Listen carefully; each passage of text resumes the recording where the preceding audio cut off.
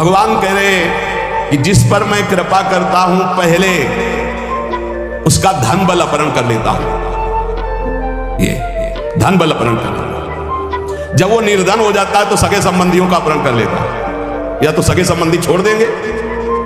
देखा ना पिता रास्ते में ही राधे श्याम, बहुत कृपा समझना कठिन है। सुनाया था एक बार भगवान शंकर की कृपा, माता पार्वती जी से कहा चलो मैं आपको अपने भक्त के दर्शन कराता हूं। बोले चलो प्रभु।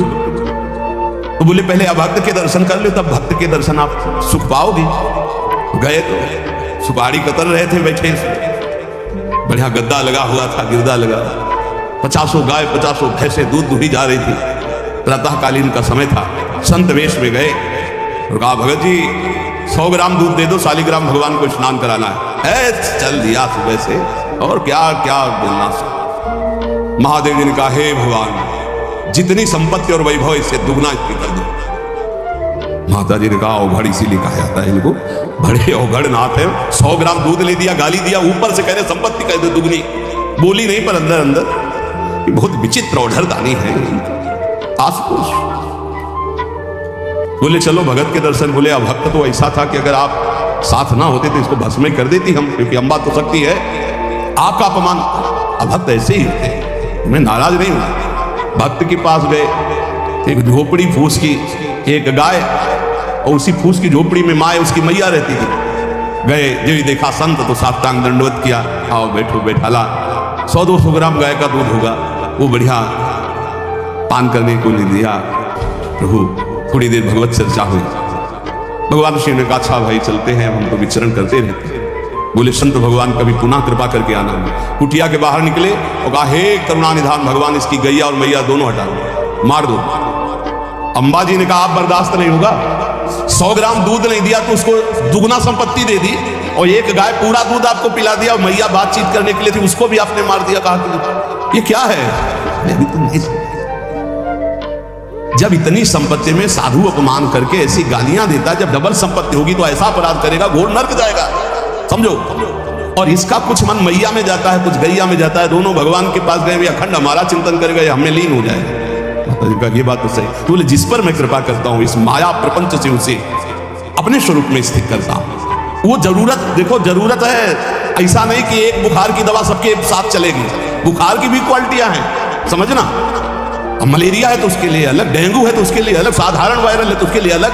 हम लोग साधारण बुखार वाले, चिंता मत करो, ऐसे हाई इंजेक्शन नहीं लगेंगे जैसे त्रिपुरदास जी के लगे, या प्रहलाद जी के लगे, या नरसिंह मेहता जी के लगे, या मीरा जी के लगे।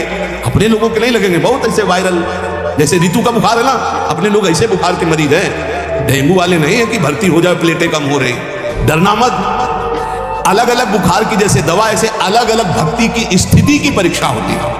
अब इसकी स्थिति क्या हुई होती? जगत पावन करने वाले भगवान ये देखते हैं।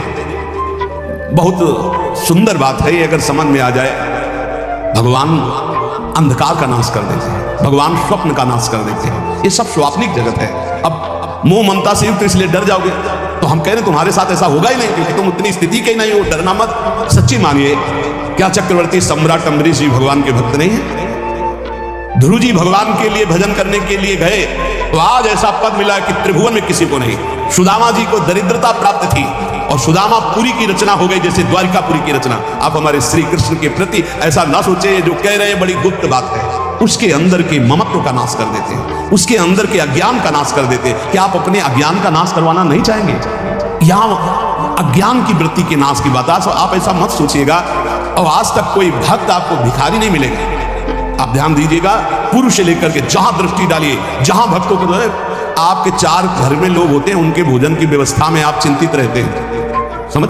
जब हम मांग के खाते थे तो भूखे रह जाते थे, और जब भरोसे पे हैं तो 300-400 लोगों का बाल भोग, राज भोग और शयन भोग अपने आप हमारे प्रभु पूरा करते। तो हरिष्य धनम, तुम्हारा घर कितना बड़ा है, हमारे घर में कितने बैठो देख लो। घबराना मत, इसलिए हम कह रहे हैं। डरला मत, अब इसीलिए कह रहे हैं, नहीं तो आपको लगेगा भगवान कह रहे हैं यस्याम अनुग्रहणामि हरिष्ये तद्धनम, ये धन ही हर जाएगा तब हमारे भक्ति का मतलब क्या रहेगा? नहीं, इसका मतलब है अज्ञान का नाश हो जाना, तम का नाश हो जाना, माया मोह का नाश हो जाना। क्या आप दुख का नाश नहीं करवाना चाहेंगे? ये भक्ति दुख का नाश करके सर्वतो भावेन महासुख प्रदान करने के लिए है। ततो धनम त्यजन्त्यस्य स्वजनाः दुख दुखितम, भगवान कह रहे हैं। फिर उसके परिवार वाले उससे प्यार नहीं करते, क्या झूठे प्यार में फंसे रहकर जिंदगी गंवाना चाहोगे? क्या आप ये नहीं जानोगे कि तुम्हें कोई प्यार नहीं कर रहा? क्यों झूठ में जीवन व्यतीत करना चाहते हो? सच्ची कोई प्यार नहीं कर रहा, कोई प्यार अपने सुख के लिए प्यार कर रहा है, कोई तुम्हें प्यार नहीं कर रहा। तो भगवान कह रहे हैं मैं परिवार से भी उदासी पैदा, कोई उसको प्यार नहीं करता। असलियत में आ गई बात कि कोई प्यार नहीं करता। फिर कह रहे हैं कि जब वो व्याकुल चित्त हो जाता है, कोई उससे प्यार नहीं करता, ऐसा लगता है सब मुझे छोड़ दिए, तब मैं एक रास्ता देता हूं अपने भगवत प्रेमी महात्मा का।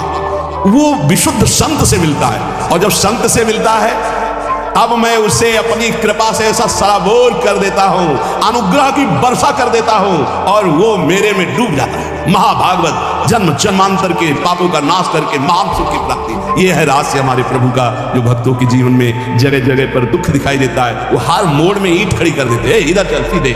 ये इतना फिसड्डी मन है कि अगर वो कृपा न करे तो माया में फंसा रहे, पर वो ऐसे ईंट रखते चले जाते, निकल मेरी तरफ बढ़कर आ जा। अब त्रिपुरदास जी बाजार गए तो बेच के बाजारे यो रुपया एक पायो, ताको ल्यायो मोटो थान मात्र रंग लाल गाइए। भीजो अनुराग पुनि नैन जलधार भीजो, भीजो दीन ताई धरि राख्यो और आइए।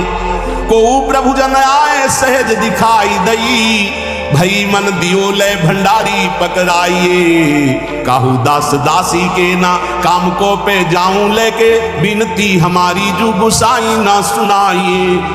त्रिपुरदास जी वो दावत दिखाई दी जो पीतल की सी दिखाई दी, उठाई बाजार ले गए तो उस समय उन्हें 100 पैसे मिले, 1 रुपया। 1 रुपया कपड़े की दुकान में गए, मोटी मार्किंग। अब जहां इतना कीमती वस्त्र, सोने के गोटे, हीरे लगाकर सुंदर ऐसी पोशाक भेजते थे, वहां आज स्थिति की मार्किंग कैसे ठाकुर जी को भेजे? लाल रंग से लगा, लाल रंग अनुराग का रंग, सफेद मार्किन लाके आंसू गिरते जा रहे हैं। नाथ ये मोटा मार्किन आपके तो दास दासियों के लायक, आप पर कुछ नहीं है। अनुराग में भीने हुए नेत्रों से अश्रुधार बह रही है।